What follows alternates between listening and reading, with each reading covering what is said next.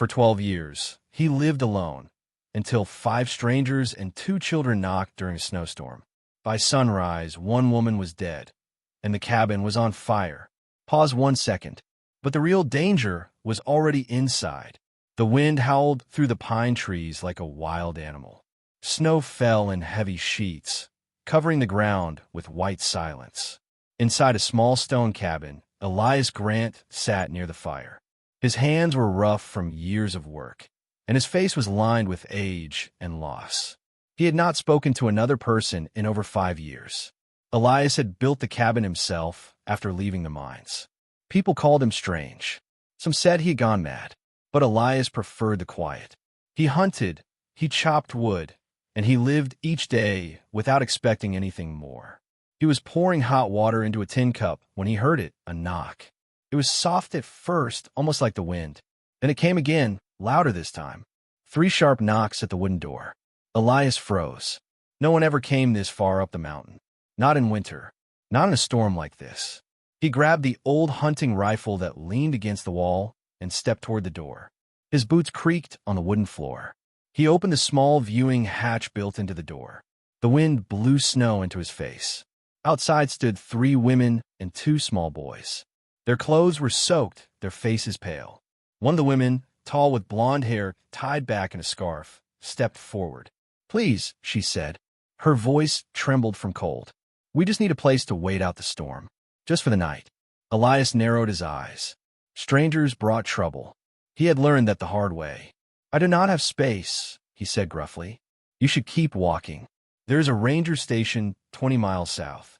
"The boys cannot walk any farther," another woman said. She had short dark hair and held one of the children close to her. The boy looked no older than 5. As Elias watched, the boy let out a wheezing cough and sagged against her shoulder. His lips were turning blue. Elias felt something shift in his chest. He tried to ignore it. He had done his part for the world. He owed no one anything. Still, he looked at the boy again. The third woman stepped closer. She looked younger than the others, with soft features and tired eyes. "Please, sir, we will not stay past morning. We have nowhere else." The storm was growing worse. The wind shook the door in its frame. Elias closed the hatch. He stood there in silence, gripping his rifle. He did not want this. He did not want them. But when he heard the child cough again, louder this time, something inside him cracked, just a little. He slid the heavy bolt back and opened the door. "Only until the storm passes," he said. The women hurried inside, snow clinging to their boots and coats. The boys were shivering. Elias stepped aside and closed the door behind them. He had let the cold in, but something else had entered with it. The cabin fell quiet again, but not the same kind of quiet Elias was used to. It was filled now with the soft sound of breathing, wet boots against the floor, and the dripping of melted snow. The storm still roared outside, but inside, 5 strangers stood in the center of his world. Elias said nothing as he watched them. The tallest woman helped the smallest boy remove his soaked coat. The child's fingers were red with cold, and he kept coughing. The second woman gently rubbed his hands, trying to bring warmth back. The third woman stood behind them, her eyes scanning the room as if searching for danger. Elias pointed toward the fire. "Sit there," he said. "Warm yourselves, but do not touch anything else." "Thank you," the tall one said quietly. The 2 boys sat on the old rug near the fireplace. One leaned against the other for warmth. Their faces were pale and thin. Elias noticed dirt under their fingernails and bruises on their small wrists. These children had not known safety in a long time. He walked back to his table and sat down. His hunting knife lay beside his cup of tea. He picked it up and rested it on his knee, not as a threat, but as a reminder. He did not trust anyone. The short-haired woman took off her wet scarf and reached into a small cloth bag. She pulled out a piece of bread and broke it into pieces, giving it to the boys. Elias watched everything, every move, every glance. They were not just tired, they were afraid. "What are your names?" he asked, voice low. The tall one answered first. "I'm Lena. This is Ruth," she nodded toward the woman with short hair. "And that's Mira," she said, gesturing to the quiet one standing near the wall. "And the boys?" Elias asked. "Peter," Ruth said, stroking the hair of the smaller boy. and the older one is Sam. Elias nodded but said nothing more. The room was small, just one main space with a bed in the corner, a stove, and the fire. Every sound echoed. The crackle of logs, the quiet coughs, the creaking of floorboards under shifting weight. Mira had not sat down. She stood near the window, arms crossed tightly, as if ready to run again. "You do not need to stand guard," Elias said without looking at her. "There's nothing out there but snow." Mira didn't answer. Lena knelt near the boys, her hands gently brushing frost from their sleeves. Elias noticed her fingers scraped, swollen, and raw. These are not travelers on a simple journey. He looked in the fire and thought of the last winter he had shared his cabin with anyone. 6 years ago, that mistake had cost him everything. He tightened his grip on the knife. They were inside now, but the real storm, he feared, was just beginning. The fire had burned low, but the heat was enough to melt the chill from their skin. Elias added 2 more logs and watched the flames rise again. The cabin was still.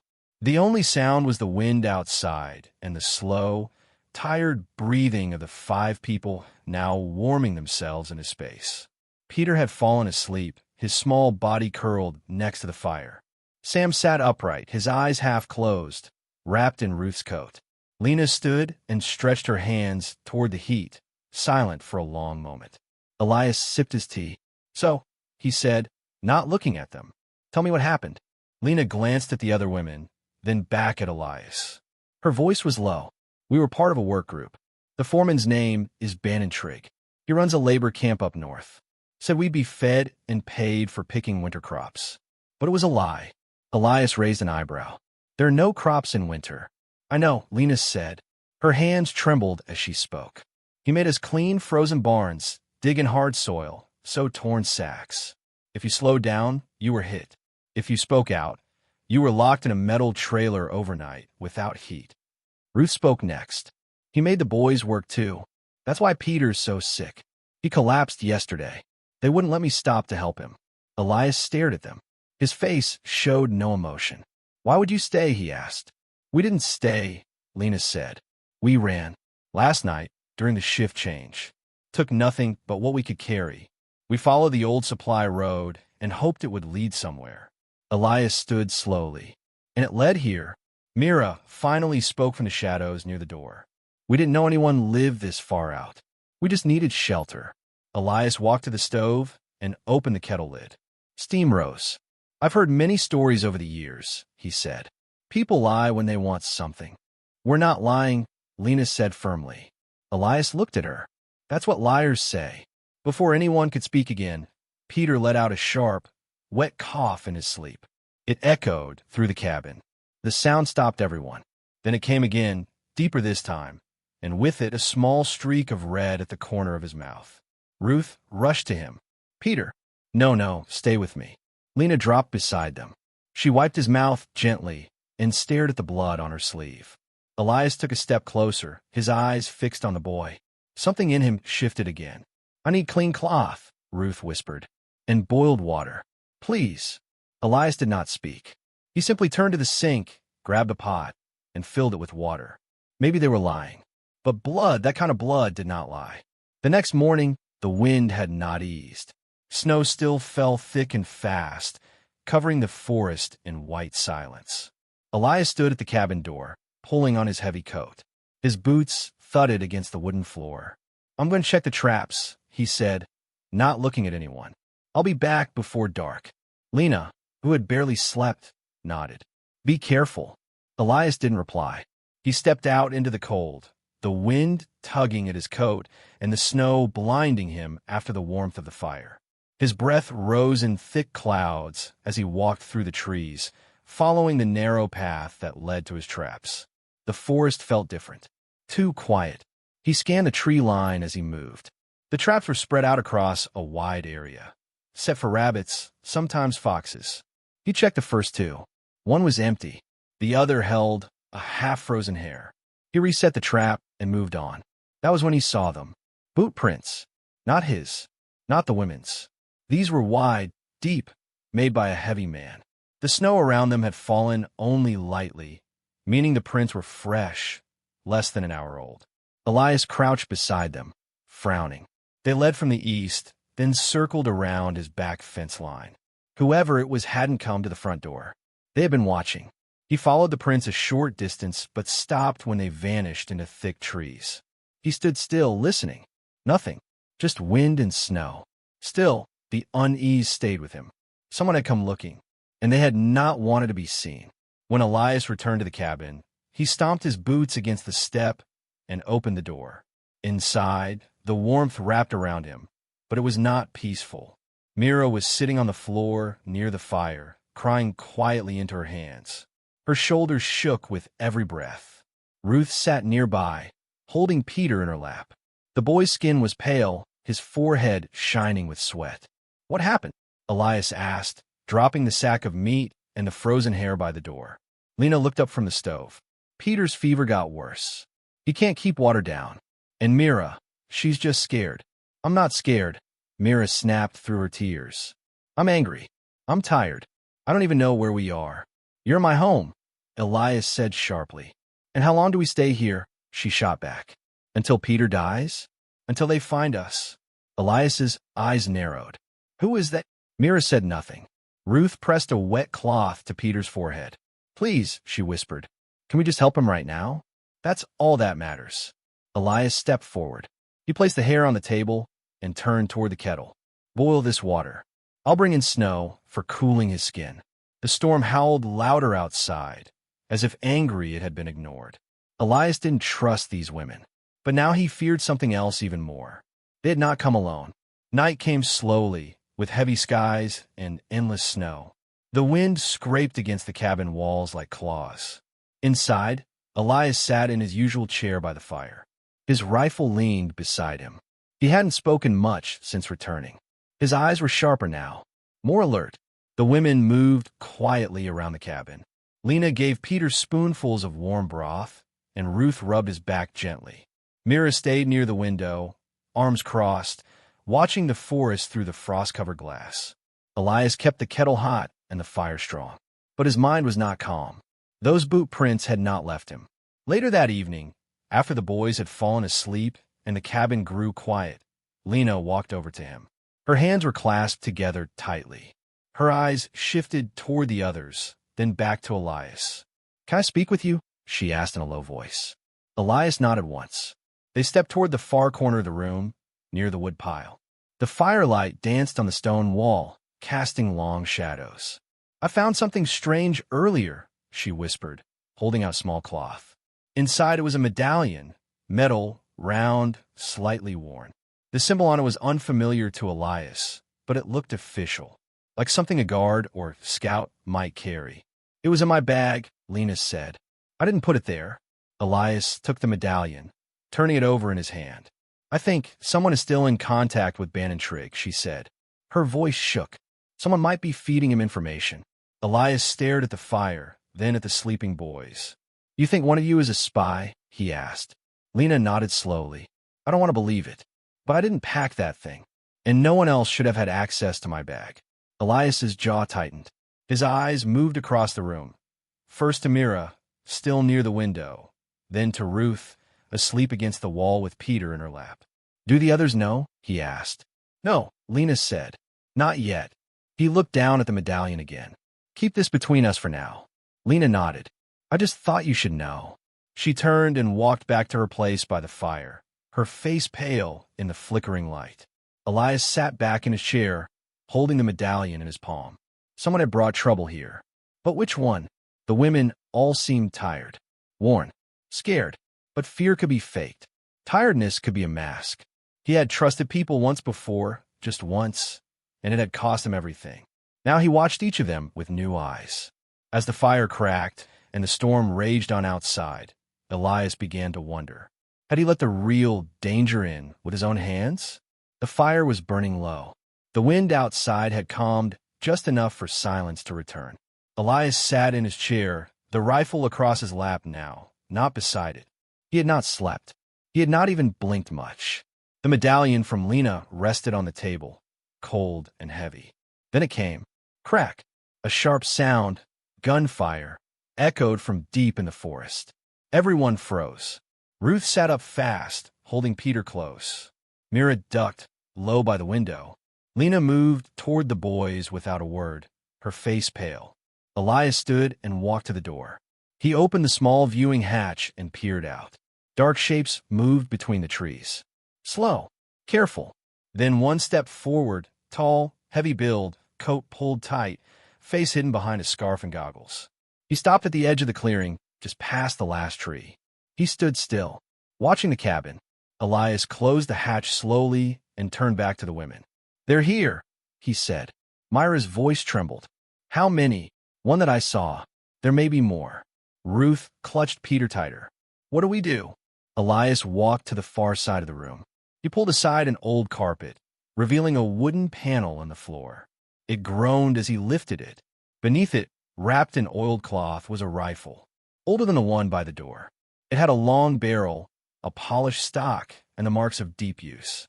It was the rifle he had not touched in 6 years. Not since the avalanche. Not since his wife and son were buried beneath ice and stone, and he had been too far away to save them. He stood with the rifle in his hands and felt the weight of it return. Lena watched him from across the room. "You know how to use that?" "I used to," he said, "before I stopped needing it." He loaded the rifle with steady hands. The click of the bullets sliding in was louder than the wind. Outside, the crunch of snow. Another figure now, closer. Elias moved to the front window and lifted the curtain just enough to see. The masked man had stepped out farther. He held a rifle too, pointed at the ground for now. Mira whispered, "That's one of Bannon's hunters. I've seen him before. They track escapees. Bring them back. Or worse."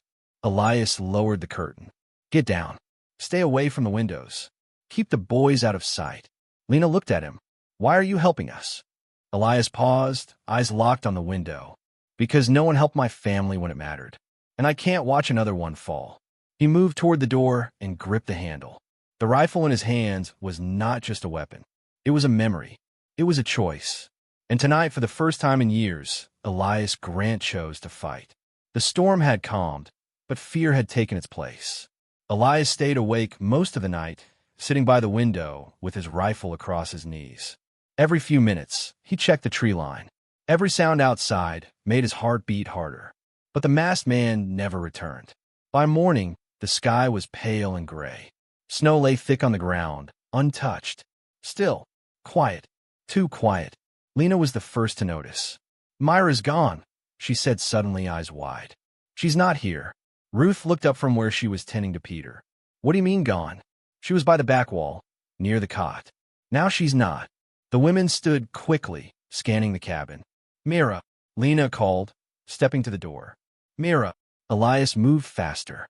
He opened the door and stepped into the snow. His boots sank deep, and his breath showed in the cold air. "Mira," he called into the trees. No answer. He walked around the cabin, his eyes scanning the ground. Then he saw it, footprints leading into the forest behind the shed. Only one set going out, none returning. He followed the prints, his rifle ready. The trail curved through the trees and stopped in a small clearing.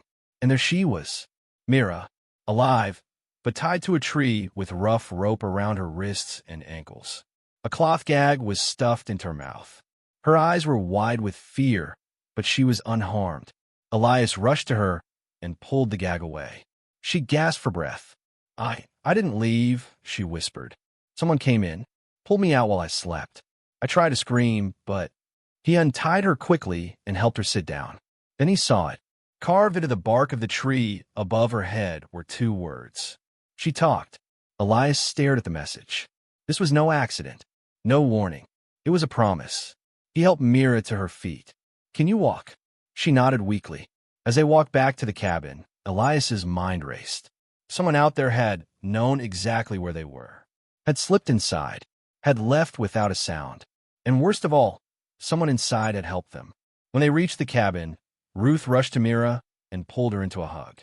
Lena stared at the rope marks on her wrists. "Who would do this?" she asked. Elias said nothing. He looked at each of them, slowly, carefully. One of them was lying. One of them had let the danger in.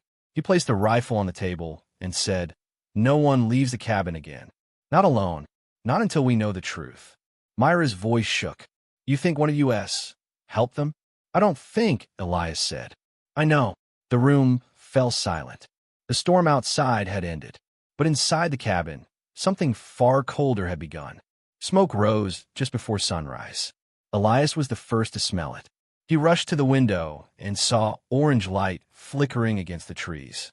The barn, his only storage for food, tools, and winter supplies, was on fire. Flames snapped through the roof like claws. Sparks flew into the sky. They're back, Elias said grimly. And this time, they want to finish it. The women gathered behind him, their faces pale. That barn was our food, Ruth whispered. What now? They want us scared, Elias replied. Hungry. Desperate. It's a game to them. Lena asked, can we fight? Not in here, Elias said. The cabin is next. Then us. He turned toward the back wall of the cabin, walking with purpose. There's a way out, he said. Old mine shaft behind the hill. Sealed it off years ago, but the tunnel still runs deep. If we move now, we might slip out before they close in. Ruth hesitated. And Peter? He's still weak. I'll carry him, Elias said. We don't have a choice. As they prepared to leave, Elias caught movement from the corner of his eye. Lena, near the window. Something glinted in her hand. What are you doing? He asked sharply. She froze, then quickly tucked the object behind a curtain. Elias stepped forward, grabbed her wrist, and pulled it out. It was a small mirror angled toward the forest. A signal. The room went silent. Ruth gasped. Lena's face crumbled. It wasn't supposed to go this far. I only told them where we were. I didn't know they'd set fires. Mira stepped forward, her voice full of disbelief. You were the one? You led them here. I had no choice, Lena whispered. Bannon has my brother. He said if I didn't send signs, they'd hurt him. You risked our lives, Elias said coldly. Lena began to cry. I thought they'd take me back and leave the rest of you alone. I didn't know. I didn't think. You thought wrong, Elias said. Peter coughed from his blanket. The sound snapped everyone back to the moment. Myra's eyes burned with anger. So what now? We leave her. Elias looked toward the burning barn. The roof caved in, sending sparks high into the sky. No, he said. We take everyone. We survive. Then we deal with what comes after. He turned to the wall and pulled away a wooden shelf, revealing an old, narrow door behind it. A hatch to the mine shaft. You sure that tunnel still holds? Ruth asked. No, Elias answered. But I know this place won't. The cabin creaked under the weight of smoke and heat. The fire was coming closer. Elias grabbed Peter, wrapped him tight in a blanket, and lifted him into his arms. Then he opened the hatch. Behind him, the others followed, one step into the dark at a time. The flames were at their heels. The tunnel behind the cabin was cold and narrow. Dirt crumbled from the ceiling with every step. Their breaths echoed off the stone walls. Elias led the way, carrying Peter in his arms. The boy was still burning with fever, but quiet now. After what felt like forever, the group reached a small door at the tunnel's end. Elias pushed it open. They came out behind a thick row of trees, just beyond the burning cabin. The fire was spreading fast. Flames licked up the sidewalls. Smoke curled into the sky like black fingers. The barn was already gone, but the attackers were not. 3 men stood between the cabin and the trees, armed and alert, watching the front. They had not seen the group come out the back. We can run, Ruth whispered. Into the woods. Elias shook his head. They'll track us, and they'll find the boys. He set Peter down beside Mira and pulled the old rifle from his back. He turned to the women. Do any of you know how to shoot? Mira nodded, though her hands trembled. I've seen it done. Never held one. Elias reached into his coat and pulled out a smaller pistol. He handed it to her. Safety here. Keep both hands on it. Don't fire unless you mean it. What if I miss? She asked. Then breathe slower, he said, and fire again. Lena stayed quiet, guilt written all over her face.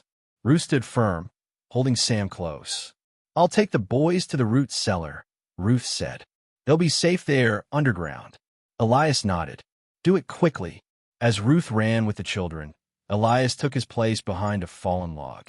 Mira crouched beside him, her pistol shaking in her grip. Pick the one farthest left, Elias said. Wait until I fire.